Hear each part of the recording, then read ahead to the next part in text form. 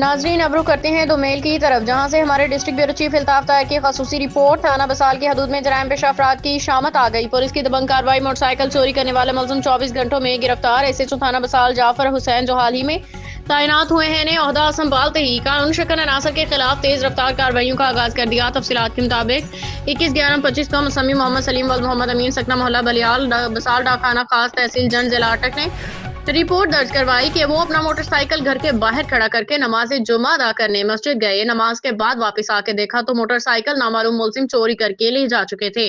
انہوں نے S H O بسال جعفر حسین کی زیر نگرانی پولیس نے واقعے کی سنگینی کو دیکھتے ہوئے فوری مقدمات درج کیا۔ جدید تفتیشی طریقہ کار استعمال کرتے ہوئے محض 24 گھنٹوں کے اندر ملزم غلام حسین کو گرفتار کر لیا۔ دوران تفتیش ملزم کے قبضے سے موٹر سائیکل بھی برآمد کر لی گئی ہے۔